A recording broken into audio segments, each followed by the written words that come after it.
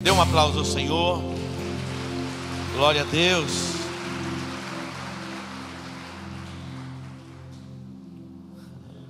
Tá tudo bem? Como disse o pastor Evaldo, estão felizes? Diga: eu sou feliz. Abra sua Bíblia, Romanos capítulo 1. Romanos capítulo 1. Romanos capítulo 1, versículo 15, o 16 e o 17. Romanos 1, 15, 16 e 17. Nós encerramos na sexta-feira, ali no CETOC, numa vigília, o tema que estávamos ministrando. Por esta causa eu me coloco de joelhos perante o Pai. Tivemos mais de um mês desenvolvendo esse tema, e foi um tempo muito precioso, apresentando diante de Deus as nossas razões. A Bíblia nos chama a vir diante do Pai e apresentar as nossas razões. Vinde a mim, argui-me. Isaías capítulo 1. Isaías 43 diz: procura lembrar-me, entremos juntos em juízo, apresenta as tuas razões para que te possas justificar. Então você pode se achegar diante do Pai e apresentar as razões para que você possa ser justificado. E nesta jornada nós podemos ver muitos milagres, curas. Na verdade, terminamos as ministrações desse tema, mas é importante que você continue se colocando de joelhos perante o Pai. Amém? Que não seja apenas o tema de um mês, mas que seja o propósito da sua vida. Todos os dias se curvar ante a majestade do Senhor, rendendo a Ele louvor e adoração, e apresentando a Ele as causas que você queira apresentar. Coloque diante do Senhor o seu crescimento espiritual. Coloque diante do Senhor para que você seja pleno do conhecimento de Cristo. Coloque-se diante do Senhor e clame a Ele para que os teus olhos espirituais sejam iluminados, para que você seja ampliado no entendimento espiritual. Queridos, o entendimento espiritual é gradativo. Nós não recebemos a plenitude da revelação de uma só vez. Tivemos a revelação que Jesus Cristo é o Salvador, tivemos a revelação que Ele é o Senhor, fizemos a nossa confissão de fé, mas há uma caminhada, é uma jornada no desenvolvimento da nossa fé, e não para. 10 anos depois de Pentecostes, que Pedro foi entender que gentio tinha direito à salvação. Imagina Pedro, ele foi discipulado por Jesus, ensinado por Jesus, instruído por Jesus, caminhou com Jesus num discipulado intenso de dia e de noite, por mais de 3 anos. E quando Jesus morre, no dia que Jesus morreu, no outro dia, todos estavam tristes, perderam a esperança, já não compreendiam mais o que Jesus havia falado. Jesus já ressuscitado, e mesmo assim eles ainda estavam com a mente tomada de incredulidade, sem entender o que estava acontecendo. Mas ele teve uma experiência com o Espírito Santo, seus olhos foram iluminados, ele foi ampliado, se torna um homem ousado. Mas apenas 10 anos, somente 10 anos depois de Pentecostes, ele vai ter os olhos abertos para entender que o mundo gentílico tinha direito à salvação. Imagina ele. Então nós estamos nesta caminhada e nesta jornada, e agora no mês de agosto, nas quartas-feiras, estaremos desenvolvendo o tema: a minha fé tem fundamento. A minha fé tem fundamento. Muitas vezes nós ousamos até fazer campanhas de cura, de libertação e desafios de prosperidade. Isso é bom, é importante. Eu estava dando um testemunho aqui, pastor Daniel, ele decidiu fazer uma conferência de missões, e ele chamou um dos homens mais especializados em missões do Brasil, pastor Jonathan, fundador do Vale da Bênção. Enviou missionários no mundo todo, e até hoje, já com mais de 80 anos, continua fazendo missões. E o pastor Daniel, todo empolgado, alugou um ginásio de esporte, falou: a multidão vem para ouvir falar de missões. E ele ficou frustrado, porque ali havia poucas pessoas interessadas no tema missões. E ele, frustrado, angustiado na sua alma, foi compartilhar com o pastor Jonathan. E o pastor Jonathan acalmou a alma dele e disse assim: Daniel, é assim mesmo. Eu estou há muitos anos falando a respeito deste tema, deste assunto, e muitas vezes não chama o interesse das pessoas. O pastor Jonathan estava em paz, mas o pastor Daniel estava muito angustiado, porque não foi correspondido. Ele fez propaganda, ele fez anúncios, se movimentou, e poucas pessoas se interessaram por aquele tema. Eu não sei qual é o seu interesse por esse tema, mas esse tema é um dos mais importantes. A minha fé tem fundamento. Agora chegou a hora de você investir um pouquinho mais no seu tempo. O seu tempo é investimento de tempo. 2 horas, 1h30, 2 horas na semana, para estarmos juntos aqui, para sermos fundamentados. É muito importante que você saiba, escute bem, olhe para mim um pouquinho. É muito importante que você tenha consciência clara do que nós cremos como igreja. O que nós cremos como igreja. É muito importante que você que está debaixo da minha cobertura espiritual, da mentoria, saiba no que eu acredito. Aqui nós não temos 10 pensamentos, 10 visões. Caminhamos debaixo de um entendimento espiritual e da revelação que Deus tem nos dado. E assim vai ser. Para quê? Para que você desfrute da plenitude daquilo que Deus tem colocado no meu coração e seja pleno em Deus. É possível? É possível. Ontem eu estava conversando com o apóstolo Robert Dudu. Ele é o representante do pastor Dag Mills, do bispo Dag Mills no Brasil.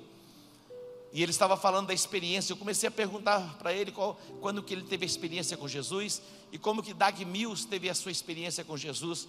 E ele compartilhou um pouquinho. Uma igreja que tem influenciado o mundo. E ele falou um livro que ele comprou, ganhou de presente, mudou a vida dele. E ele, fazendo medicina, teve experiência com Jesus e se tornou um dos homens mais importantes hoje do contexto do mundo cristão, com mais de 2.400 igrejas no mundo. Uma igreja influente em Gana e na África. Um livro. Imagina. Preste atenção. Queridos, nós não podemos ler qualquer coisa, nos alimentarmos de qualquer coisa. Você não pode acessar a internet e ver qualquer coisa. Você não pode se alimentar mais de qualquer coisa. Tem pessoas alimentando a sua alma, buscando alimento muitas vezes na internet e tem se contaminado, tem sido tomado, instruídos por incredulidade, e a fé tem mirrado, e essas pessoas não crescem espiritualmente, estão cheias de dúvidas, conflitos emocionais, estão sendo paralisadas no propósito da sua chamada, que é ganhar vidas para Jesus. É impressionante. Eu tenho visto algumas pessoas que buscam informações na internet, de pregadores, estão recebendo este alimento, e a sua fé tem sido neutralizada nesses dias. Como igreja local, nós temos nos comprometido como líderes e pastores, desde a conversão, o processo de consolidação, de edificação da fé. Temos trabalhado incansavelmente já há alguns anos, preparando material, dentro de uma visão que Deus tem nos dado, e em breve teremos a ampliação dos nossos ensinamentos, das nossas escolas de liderança e de formação de liderança, para que você seja plenamente maduro em Cristo Jesus, não sendo inconstante, levado por vento de doutrina, como meninos inconstantes, na perspectiva que o apóstolo Paulo fala. Queremos ver você bem consolidado na sua fé, inabalável na sua jornada, quer que as coisas estejam indo bem ou indo mal, nada tira você do propósito. Você pode dar um aplauso a Ele? Então esteja orando por isso. Se coloque de joelhos a respeito deste tema. Faça um jejum para que Deus traga luz ao seu coração, para que você seja ampliado no conhecimento, e muito mais do que o conhecimento, a revelação da palavra. Conhecereis a verdade, e a verdade vos libertará. Você vai entender, compreender claramente no que nós acreditamos, amém? O que nós cremos e temos como revelação. Romanos capítulo 1 diz assim, Romanos 1. De sorte que, quanto está em mim, estou pronto para vos anunciar o Evangelho, também a vós que estáis em Roma. Não me envergonho do Evangelho, pois é o poder de Deus para a salvação de todo aquele que crê, primeiro do judeu e também do grego. Pois nele se descobre a justiça de Deus, de fé em fé, como está escrito: o justo viverá da fé. 16. Não me envergonho do Evangelho, pois é o poder de Deus para a salvação de todo aquele que crê, primeiro do judeu e também do grego. Primeiro do judeu e também do grego. Curve a sua cabeça. Pai Santo, tudo o que queremos é que o Teu Espírito tenha liberdade de falar conosco. Eu entro nas regiões celestiais, neutralizando toda e qualquer interferência das trevas e proclamando libertação neste lugar tomado pelo Teu Espírito. Ó Deus, glorifica o Teu nome, exalta o Teu nome, queremos ouvir a Tua voz. Ó Deus, unge os nossos ouvidos, dá-nos sensibilidade, ativa a nossa percepção espiritual. Pai, queremos ouvir a voz do Espírito Santo. Glorifica o Teu nome. Queremos ser renovados, restaurados na nossa forma de pensar, para que experimentemos a boa, a agradável e a perfeita vontade de Deus. Diga amém. A Bíblia diz, o apóstolo Paulo mesmo, escrevendo esta carta aos Romanos, ele diz que a criação está gemendo, esperando a manifestação, a revelação dos filhos de Deus. A criação está gemendo, esperando a revelação, a manifestação dos filhos de Deus. Quando fala de criação, envolve a natureza, rios, florestas, gente, pessoas. A criação tem uma expectativa na criação, esperando o quê? A revelação, a manifestação dos filhos de Deus. A resposta para a criação está conosco, os filhos de Deus. A resposta que o mundo precisa está com você, que é filho de Deus. O apóstolo Paulo, chamado por Jesus Cristo para ser apóstolo, tem a sua experiência marcada no encontro pessoal com Jesus Cristo, indo a Damasco. Paulo, outrora chamado Saulo, tem a sua vida transformada e agora recebe da parte de Deus a missão para pregar o Evangelho e também fundamentar a igreja no desenvolvimento da sua fé. O apóstolo Paulo, experiente em missões, ele prega nos lugares mais importantes dos seus dias, os lugares mais sofisticados. Paulo vai estar pregando o Evangelho. Ele está na Grécia, ele está em Atenas, ele está em Corinto, ele está em Éfeso. Quando você pensa nas cidades mais influentes do seu tempo, ali estava o apóstolo Paulo para falar do Evangelho de Cristo. Ele entra no cenário grego, ali berço da filosofia, pessoas importantes, a mitologia grega, tantos deuses, e ele entra neste cenário com ousadia para falar de Jesus Cristo, compartilhando o Evangelho. Éfeso, naqueles dias, não era uma cidade qualquer, não era uma cidade insignificante. Quando nós passamos na Turquia, nós visitamos as sete cidades, as 7 igrejas, e tivemos a oportunidade de estarmos em Éfeso. Ali havia o templo da grande deusa chamada Diana dos Efésios. Nós encontramos ali anfiteatros para 20 mil, 25 mil, 30 mil pessoas, imagina. Hoje nós não temos anfiteatros desta dimensão. Naqueles dias aquele lugar, Éfeso, era um lugar muito importante, e lá estava Paulo para pregar o Evangelho. Mas é interessante porque Paulo vai chegar a Roma, e Roma era um dos lugares, ou o mais importante daqueles dias, de grande influência, e ali a influência do paganismo dominava, prevalecia. Roma é o lugar de pessoas importantes e grandes imperadores e de uma influência política. Paulo vai entrar neste cenário. Atos capítulo 28 fala ele chama pessoas importantes do judaísmo e vai compartilhar o evangelho. E ele vai entrar com ousadia e intrepidez e se colocar diante da cidade. Ele vai dizer assim: olha, quanto a mim, eu estou pronto, eu estou preparado para vos anunciar o evangelho. E agora eu quero destacar aqui 4 coisas que ele fala no versículo 16. Primeiro, eu não me envergonho. Segundo, ele fala do evangelho. Terceiro, ele fala que é o poder de Deus. E quarto, ele fala para a salvação de todo aquele que nele crê. É interessante porque eu já pensei, já meditei e já preguei a respeito do evangelho, a respeito do poder de Deus e a respeito da salvação, destacando isso nesse texto.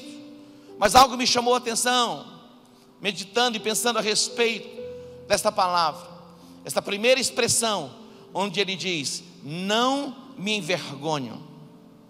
Eu não me envergonho. Diga: eu não me envergonho. Pergunta para o seu irmão: você não se envergonha de verdade? Diga assim: não me envergonho. Antes de destacar essas expressões, evangelho, poder e salvação, eu quero veementemente destacar esta expressão: eu não me envergonho.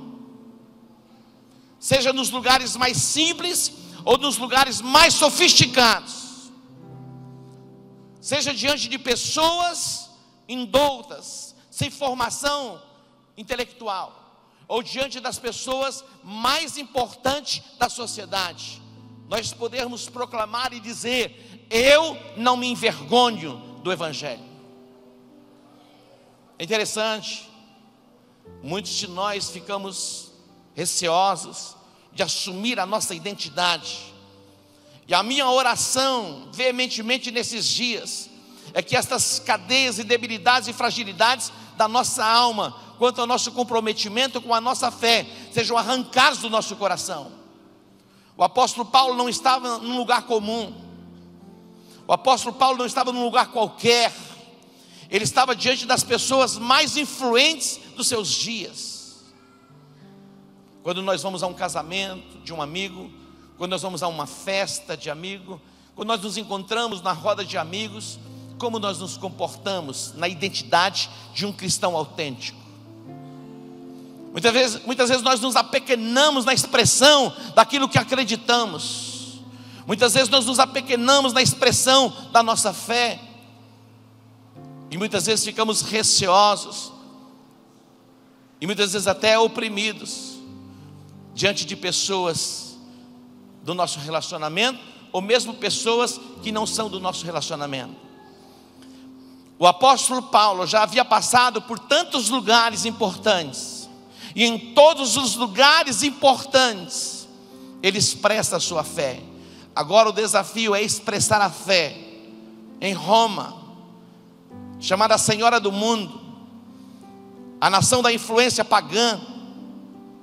Lá está ele se coloca diante da cidade de aproximadamente 4 milhões de pessoas, e ele diz: eu estou pronto para compartilhar o evangelho com vocês.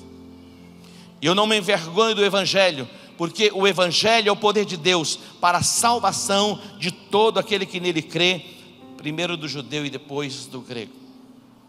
Queridos, para os gregos o evangelho era uma insensatez, loucura. Para os judeus, pedra de tropeço.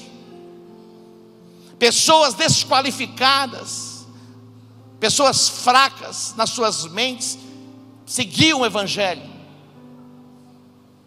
Os gregos, quando olhavam para os cristãos, eles o tinham como pessoas débeis e fracas.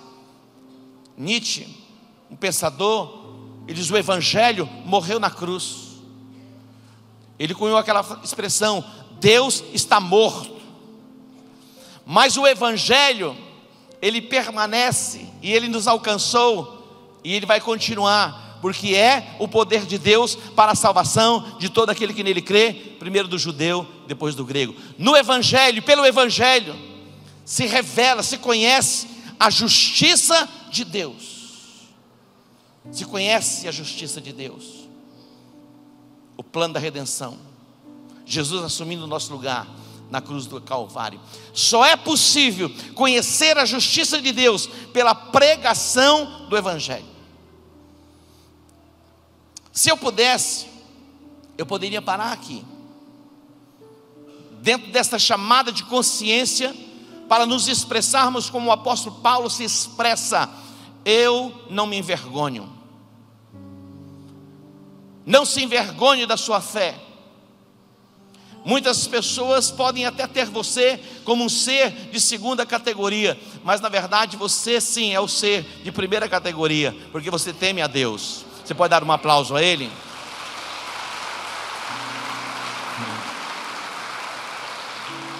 Não me envergonho. Não se envergonhe da sua fé. É possível que você passe por conflitos dentro do contexto de família, que podem até não compreender a sua caminhada, a sua jornada, mas você assume a sua identidade. Eu não me envergonho do Evangelho. Fui alcançado pelo Evangelho, e o Evangelho transformou a minha vida. É possível que algumas pessoas estejam ainda no processo de renovação de mente. É possível que algumas pessoas na caminhada do Evangelho ainda tragam alguns resquícios e influências do passado, mas estão sendo processadas para uma libertação plena, uma libertação completa. E o que eu quero dizer para você é que aquele que começou a boa obra na sua vida, Ele vai completar. E as pessoas que olhavam para você de uma forma e viam em você uma pessoa pecadora, irreconciliável, sem possibilidade de restauração, vão ver em você a glória do Senhor. Eles verão em você a glória do Senhor, pelo poder do Evangelho que está chegando aos seus ouvidos. Diga: eu creio na palavra de Deus. Eu não me envergonho do Evangelho. Se há em você um senso de vergonha em relação ao Evangelho, você precisa investir um pouco mais no desenvolvimento da sua fé. Se existe em você ainda um senso de constrangimento em relação à sua identidade de fé, alguma coisa ainda está errada e fora do lugar em você. Eu me lembro quando eu fui separado para o ministério, nos primeiros dias, nos primeiros meses, assumir a identidade de pastor, eu tinha alguns conflitos na minha alma.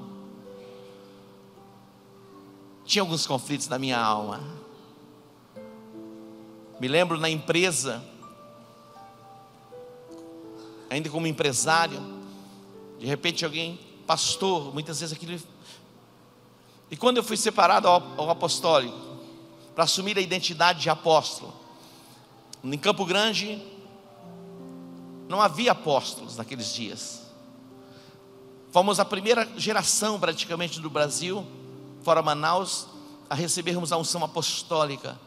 Estamos tão formatados dentro de uma identidade, que quando recebemos uma nova identidade, muitas vezes nos constrangemos pela identidade que recebemos. Mas você hoje vai ser selado e marcado pelo poder do Espírito Santo, para assumir a sua identidade no reino, e você não vai se envergonhar da sua chamada jamais.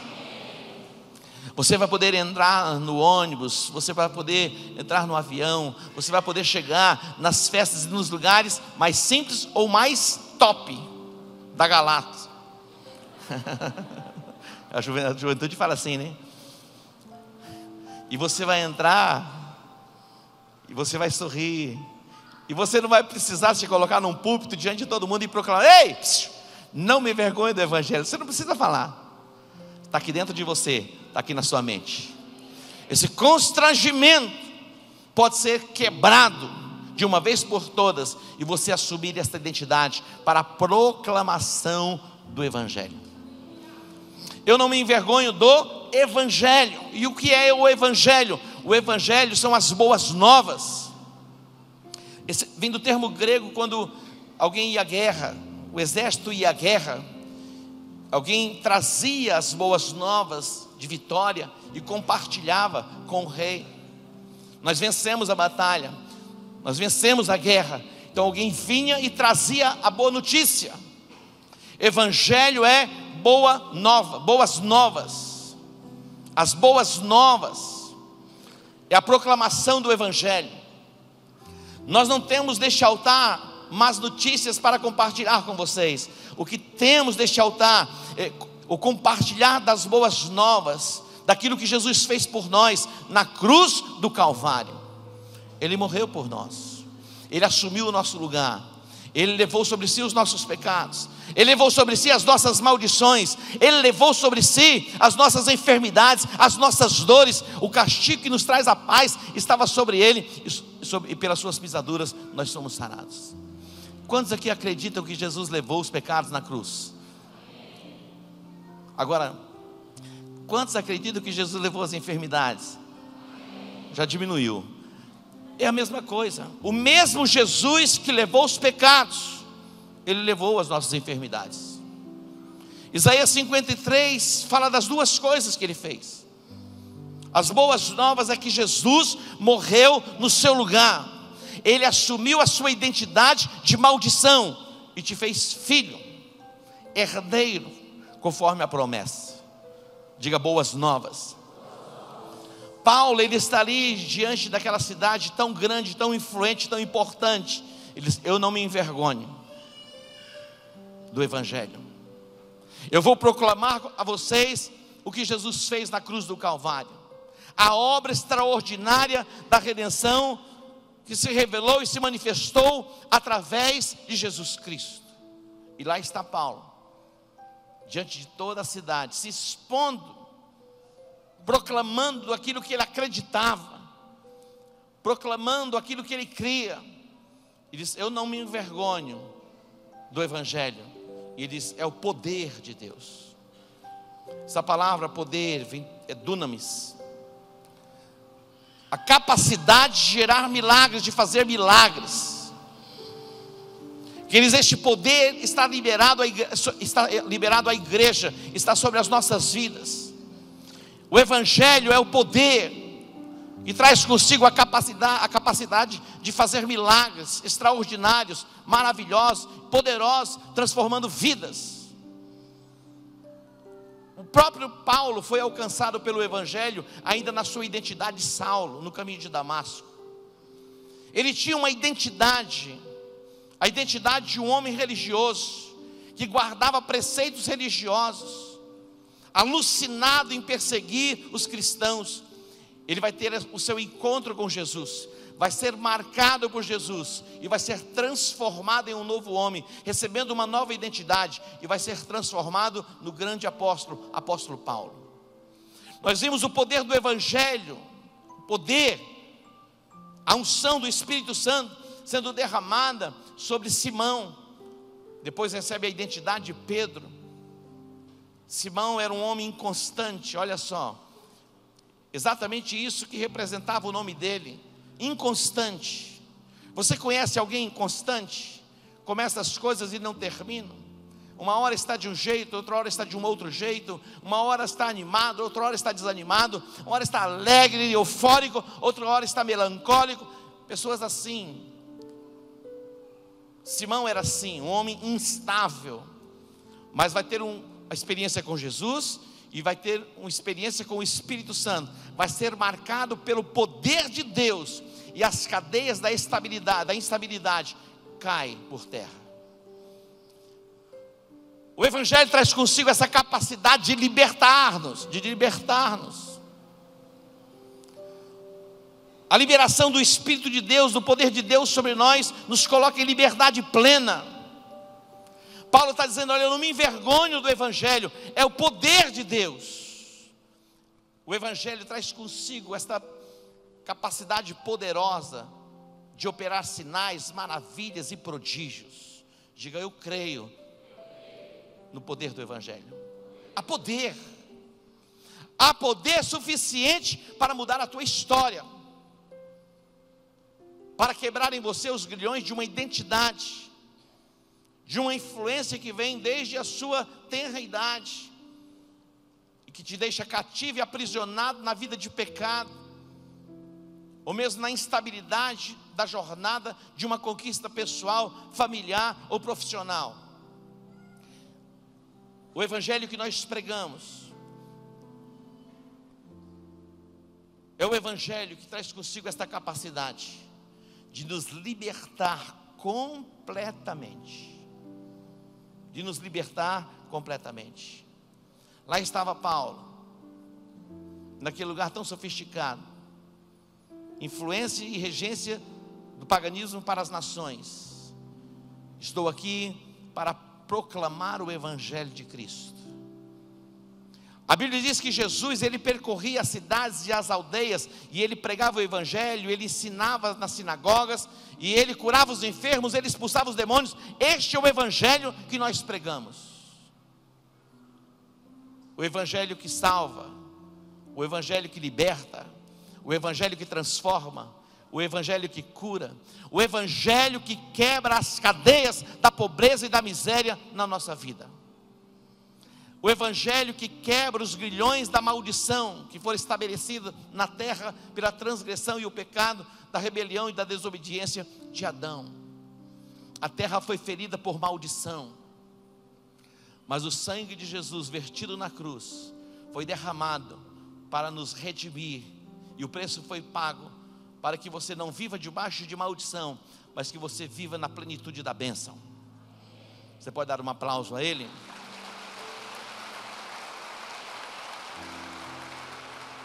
Alguns equívocos e conceitos religiosos. Algumas pessoas, elas acreditam que quanto mais elas sofrerem, mais perto elas podem estar de Deus. Pelo sofrimento, elas são processadas para se aproximarem de Deus. Não, o que nos aproxima de Deus não é o nosso sofrimento. O que nos aproxima de Deus foi a obra da redenção, o preço que fora pago por Jesus na cruz do Calvário. Você pode entender isso? Não é o seu sofrimento, a sua dor que te aproxima de Deus, que te dá acesso ao trono da graça. O que te dá acesso ao trono da graça for a obra da redenção, o preço que foi pago por Cristo Jesus. Estou fazendo assim porque aqui tinha uma cruz. Acho que aquela cruz vai ter que voltar para cá. Estou vendo a cruz aqui. Acho que eu estou com o síndrome da cruz. Traz a cruz para esse lugar. Tá, pode colocar essa cruz aqui que ela vai me ajudar nas pregações. A cruz é o símbolo da maldição. Maldito é aquele que era pendurado no madeiro. Jesus se fez maldição no nosso lugar, para que a bênção de Abraão chegasse até você. Isso são as boas novas do Evangelho. Você foi alcançado por tão grande obra da redenção. O preço já foi pago na cruz do Calvário. Viva a plenitude da comunhão com Deus e seja feliz. O nosso sofrimento, as nossas dores não podem nos aproximar mais de Deus. Nos aproximamos de Deus pelo ato da redenção. Algumas pessoas acreditam que seu destino está traçado e elas não podem fazer nada para mudar o seu destino. São fatalistas. O que tem que acontecer, o que tem que ser, será. O que tem que ser, o que tem que acontecer, vai acontecer. Quando Deus deu a terra a Josué, Deus deu a ele a escritura da terra, os limites da terra. Josué conquistou muito, mas não conquistou tudo. Preste atenção, há muito mais de Deus para cada um de nós. Há muito mais de Deus. Mas muito mais de Deus. Você pode influenciar mais vidas do que você tem influenciado. Você pode proclamar e compartilhar o Evangelho muito mais do que você tem compartilhado. Você pode influenciar mais gente do que você tem influenciado. Entenda isso. Agora cabe a você.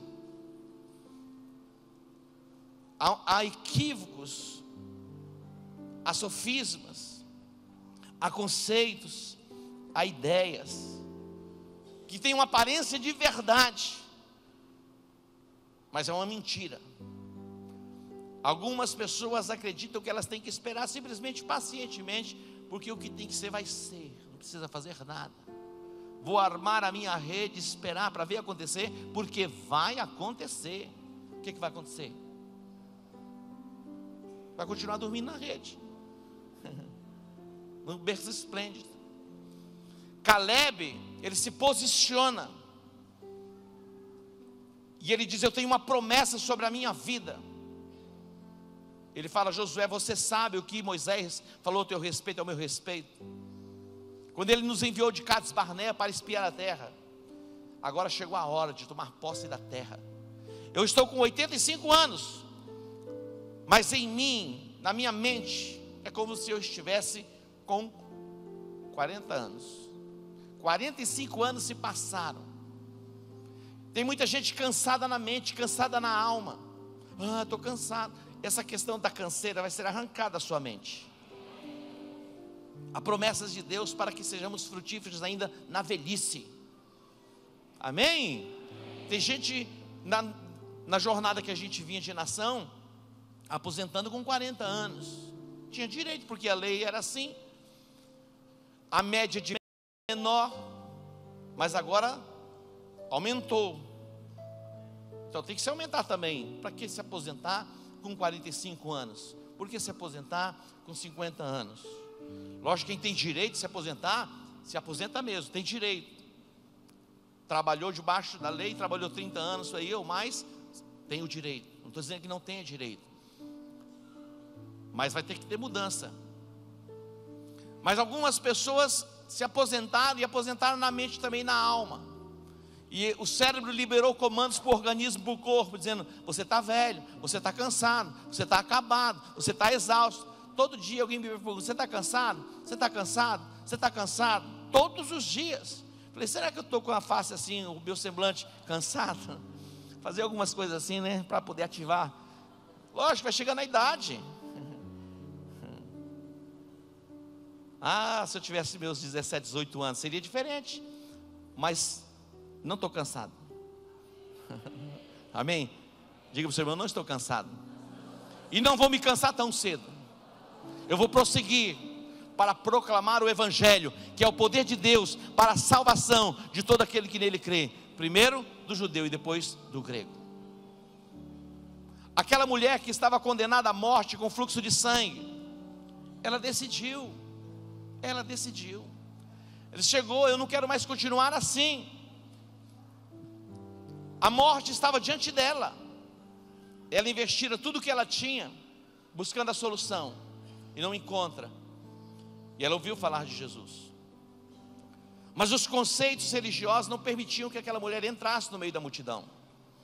Ela tinha que estar distante. Ela vai quebrar aquele protocolo. E ela dizia consigo mesma: se eu apenas tocar nas orlas de Jesus, eu ficarei curada. Ela se levanta. O filho pródigo, ele se levanta. Ele toma uma decisão que mudou a sua história. Você hoje pode tomar uma decisão que muda a sua história, de vida, de família, de chamada ministerial. Você pode ir além do que você tem ido. O Evangelho é o poder de Deus para quebrar essas fragilidades e essas debilidades da nossa alma, nos transportando para uma nova dimensão. Eu creio que os melhores dias da nossa vida estão diante de nós. É possível que todos nós tenhamos vivido dias maravilhosos lá no passado, e outros nem tão maravilhosos assim. Mas na perspectiva da palavra, os dias que estão diante de nós, eu creio que serão melhores do que os dias que ficaram para trás. Cheios da glória de Deus, da graça de Deus, do favor de Deus, prosseguindo na proclamação do Evangelho. E ele encerra dizendo: é salvação, essa expressão salvação, sozo, que fala do plano da redenção para a vida eterna, mas não está limitado à vida eterna, morada nos céus. Está falando também de libertação, de cura, da prosperidade de Deus para as nossas vidas. A palavra salvação, ela é muito abrangente. Que você abra o seu coração para viver a plenitude desta expressão, salvação. Que você seja ampliado no seu entendimento, e que verdadeiramente você viva e desfrute desta verdade. Se coloque em pé.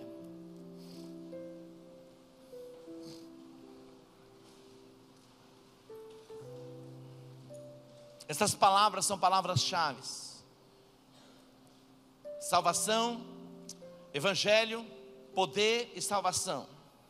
Evangelho, poder e salvação. Mas a palavra não me envergonho é tão importante quanto essas outras palavras. Se o apóstolo Paulo se envergonhasse na pregação do Evangelho, o mundo gentílico não teria sido alcançado como foi alcançado. Agora o bastão está comigo, está com você, na proclamação do Evangelho. Agora chegou a sua vez, agora chegou a sua hora. A nossa chamada é muito mais do que ganharmos dinheiro e termos uma vida estável. Isso Deus tem para nós. Mas a chamada principal da parte de Deus para as nossas vidas é a proclamação do Evangelho.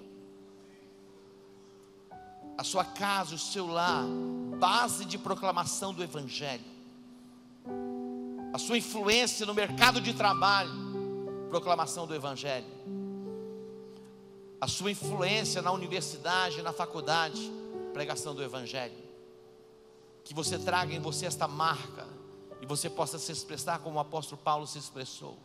Nos lugares mais insignificantes, ou nos lugares mais sofisticados que você entrar,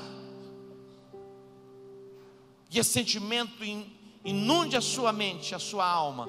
Eu não me envergonho do Evangelho.